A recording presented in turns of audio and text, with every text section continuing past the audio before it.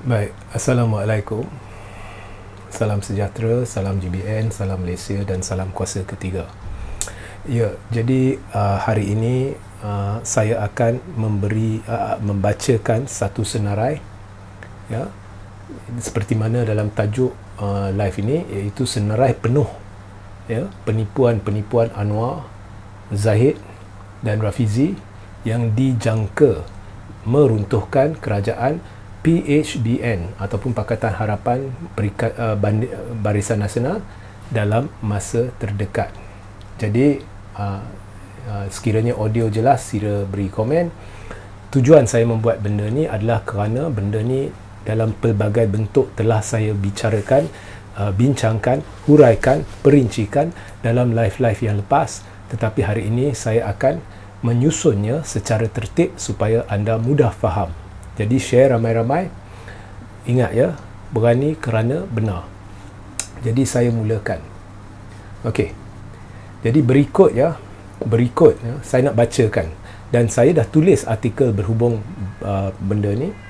Jadi berikut merupakan senarai penuh penipuan berkait pelantikan Anwar sebagai Perdana Menteri dan beberapa fakta lain yang diputar belit bagi mengaburi mata rakyat, dan ini melibatkan juga penipuan Anwar, Zahid dan Rafizi. Okey, saya mulakan. Nombor 1, ya, daripada 26 poin, 26 hujah. Nombor 1, Anwar bukan Perdana Menteri Kerajaan Perpaduan. Nombor 2, sebaliknya, Anwar merupakan Perdana Menteri Kerajaan Minoriti yang didirikan bersama Barisan Nasional antara lain. Okey. Nombor 3, kerajaan ini hanya bertukar menjadi kerajaan majoriti setelah keabsahannya dibuktikan menerusi usul percaya di Dewan Rakyat. Nombor 4, usul percaya ini boleh dilakukan sama ada secara langsung atau tidak langsung menerusi undian belanjawan hujung bulan ini. Okey, itu 4 poin pertama berhubung jenis kerajaan. Jadi sekarang saya akan bacakan poin-poin seterusnya merujuk kepada pelantikan Anwar sebagai Perdana Menteri. Baik. Nombor 5. Apabila yang dengar baik-baik, ya. Apabila Yang di-Pertuan Agong melantik Anwar sebagai Perdana Menteri, Seri Paduka Baginda Tuanku tidak merujuk kepada sebarang janji kerjasama antara Pakatan Harapan dan Barisan Nasional. Sebaliknya, ya, nombor 6, Yang di-Pertuan Agong melantik Anwar sebagai Perdana Menteri atas pertimbangan parti yang memenangi kerusi terbanyak, yakni Pakatan Harapan. Okey. Nombor 7. Yang di-Pertuan Agong juga melantik Anwar sebagai Perdana Menteri atas keyakinan bahawa semua ahli parlimen Pakatan Harapan menyokong Anwar sebagai calon Perdana Menteri, dan pendapat atau hemat Seri Paduka Baginda Tuanku bahawa Anwar mungkin mendapat sokongan majoriti di Dewan Rakyat. Nombor 8. Ini selaras dengan peruntukan Perkara 43-A Perlembagaan Persekutuan, dan ianya turut bermakna Yang di-Pertuan Agong tahu bahawa Anwar akan bergelar Perdana Menteri Kerajaan Minoriti dan perlu membuktikan keabsahannya menerusi undian di Dewan Rakyat. Jadi saya berhenti kat sini sekejap. Jadi di dalam Perlembagaan Persekutuan, babak pelantikan Perdana Menteri oleh Yang di-Pertuan Agong ini adalah atas hemat Seri Paduka Baginda Tuanku. Jelas tertulis di sana, ya. Atas hemat Seri Paduka Baginda Tuanku bahawa orang yang dilantik itu mungkin dapat sokongan majoriti. Maknanya walaupun orang sekarang ni Tuanku berpandu kepada parti yang dapat kerusi terbanyak dan berpandu kepada keyakinan Tuanku bahawa semua ahli parlimen dari parti itu sokong Anwar sebagai calon, tetapi itu tak cukup majoriti. Jadi Tuanku juga selaras dengan Perlembagaan Persekutuan. Pada hemat Tuanku, orang ni mungkin dapat sokongan majoriti. Jadi ini perlu disusuli dengan usul percaya, sama ada secara langsung atau tidak langsung, ya, untuk membuktikan keabsahan benar atau tidak Anwar boleh dapat majoriti.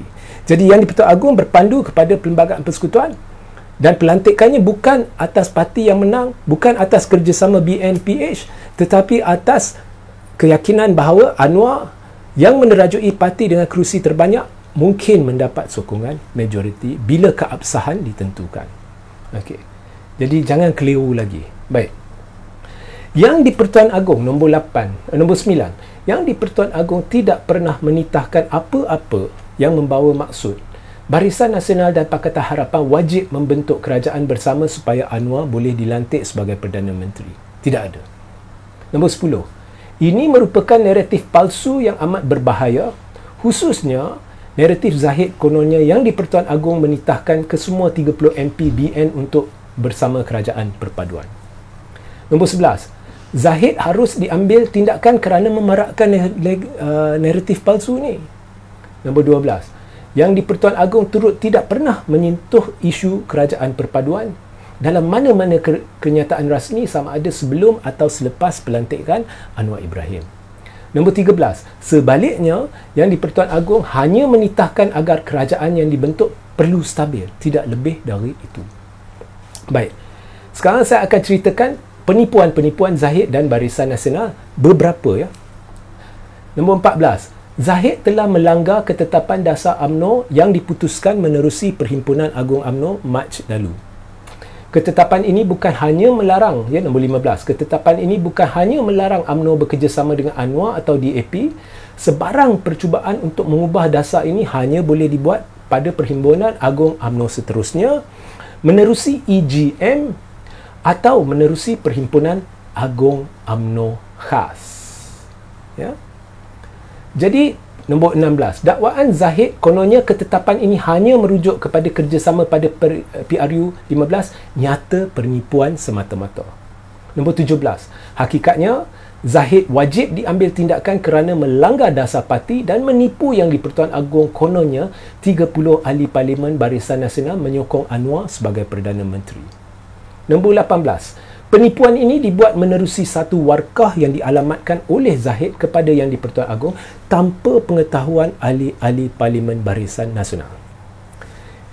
Yang lebih pelik dan mengejutkan, nombor 19, warkah ini muncul sehari selepas Zahid mendapat persetujuan kesemua ahli Parlimen Barisan Nasional bahawa mereka akan kekal sebagai pembangkang dan tidak menyokong mana-mana calon Perdana Menteri sama ada dari Perikatan Nasional maupun Pakatan Harapan.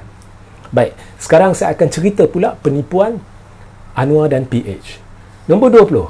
Anwar sah menipu kononnya kerajaan pimpinannya akan memerangi kleptokrat serta tidak libatkan kluster mahkamah. Nombor 21.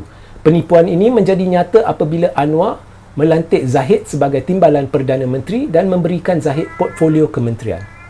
Nombor 22. Anwar juga membelakangkan janji Pakatan Harapan kononnya Perdana Menteri dari gabungan itu tidak akan memegang portfolio tambahan dari mana-mana kementerian. 4 lagi, ya. Nombor 23. Rafizi Ramli sah menipu kononnya Azam Baki akan ditangkap sekiranya Pakatan Harapan memenangi pilihan raya umum ke-15. Nombor 24. Rafizi sah menipu kononnya beliau akan menjadi orang pertama yang bersuara sekiranya Pakatan Harapan menjalinkan kerjasama dengan Barisan Nasional. Nombor 25. Lim Kit Siang sah menipu kononnya DAP tidak sekali-kali akan bekerjasama dengan kleptokrat. Dan nombor 26. Pakatan Harapan sah menipu kononnya gabungan itu tidak ada pilihan melainkan bekerjasama dengan Barisan Nasional dan melantik Zahid sebagai timbalan Perdana Menteri, yang juga merupakan naratif yang dimainkan oleh laskar-laskar cyber di media sosial. Ya. So, sebagai penutup, ada orang bertanya saya, adakah kerajaan ini stabil? Ini saya dah jelaskan dalam satu live. Anda boleh rujuk dalam YouTube Regi Jesse Ritaudin bahawa kerajaan Anwar tidak dapat bertahan sebab-sebab saya berkata demikian. Dan ada orang pula bertanya pula kepada saya, bila saya kata tidak bertahan macam mana tu, itu saya tidak ingin komen. Ya, saya tidak ingin komen. Tetapi yang saya boleh katakan, kerajaan Anwar ni pada hemat saya cukup berbahaya kerana penipuan-penipuan ni boleh membawa kebinasaan akhlak moral rakyat Malaysia. Rakyat Malaysia sedang didorong untuk percayai perkara-perkara yang palsu. Ya. Rakyat Malaysia sedang diberitahu bahawa tak apa, kalau dia ni mungkin adalah penjenayah, ya, mungkin adalah penjenayah, tak apa, itu tak penting. Yang penting demi tak bagi naikkan PAS atau demi tak bagi naikkan dia ni atau dia tu, kita sokong kita terpaksa terima sokongan terhadap dia. Ini bahaya sebab bayangkan anak-anak cucu kita semua sedang mendengar benda ni dan benda ni akan diterapkan ke dalam minda bahawa jenayah atau kemungkinan berlaku jenayah itu nombor 2, nombor 1 adalah pertimbangan politik parti mana kita suka tak suka. Dan bila saya dengar ramai orang bukan Melayu di luar sana bila bercerita berkenaan dengan demi tak mau PAS, kita pilih yang ni, kita tak apa, ya, tak apa, boleh kerjasama dengan BN ni. Mereka rujuk dari sudut perkauman. Ini cukup bahaya. Ini sedang merosakkan akhlak, sedang menimbulkan satu kehancuran. Penipuan-penipuan ini sudah mengasingkan bukan Melayu dengan Melayu, memperbesarkan lagi jurang pemisahan antara kaum ni. Dan saya rasa amat baik jika kerajaan baru terbentuk sebab kerajaan ini is bad news for the country. Demikian sahajalah pencerahan saya. Sehingga kita berjumpa di lain masa. Assalamualaikum, salam sejahtera, salam GBN, salam Malaysia dan salam kuasa ketiga.